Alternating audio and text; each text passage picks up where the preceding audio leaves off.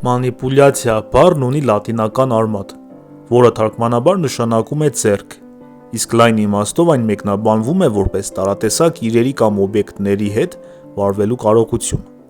Բառի փոխաբերական իմաստը իր տեղը գտավ հասարակական կյանքի, նկարագրի ու մեկնաբանության համատեքստում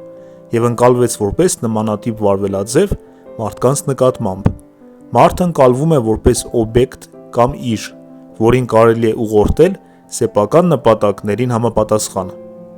Մանիպուլյացիա երևույթի հիմնական հատկանիշներն են. այն առաջին հերթին հոգևոր և հոգեբանական ազդեցության տեսակ է։ Այն թաքնված, ոչ նկատելի ազդեցություն է։ Մանիպուլյացիան բավականին լուրջ խորքային գիտելիք ու հմտություն պահանջող երևույթ է։ Որն է մանիպուլյացիայի հիմնական նպատակը։ Բնականաբար առաջին հերթին սոցիալական զանգվածի կամ առանձին մարդկանց վարքի ծրագրավորումն է։ Հասկանալի է, որ մանիպուլյացիան ազդեցության արդյունք է, սակայն պետք է ընդգծենք, որ ամեն մի ազդեցություն մանիպուլյացիա չէ։ Ամենակարևոր առանձնահատկությունն այն է, որ այն պետք է լինի աննկատ, որպես նպատակ և որպես հետևանք այն ենթադրում է ազատության սահմանափակումն ու կառավարումը։ Կարելի է նաև առանձնացնել մանիպուլյացիայի տարբեր շերտեր։ Օրինակ, Հերբերտ Ֆրանկեն իր «Մանիպուլացվող մարդը» գրքում հիմնականում քննարկում է այս երևույթի հոգեբանական կողմը, որն ակտիվացնում է այնպիսի իռացիոնալ տարրեր, ինչպիսիք են ցանկությունները, վախերը, հույզերը, ապրումները և այլն։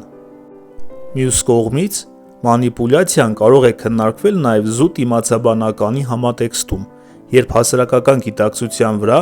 ազդեցությունն իրականացվում է ճշմարտության տարատեսակ ձևափոխությունների միջոցով, ինչի հետևանքով այն աղավաղվում է և նպաստում մոլորության տարածմանը։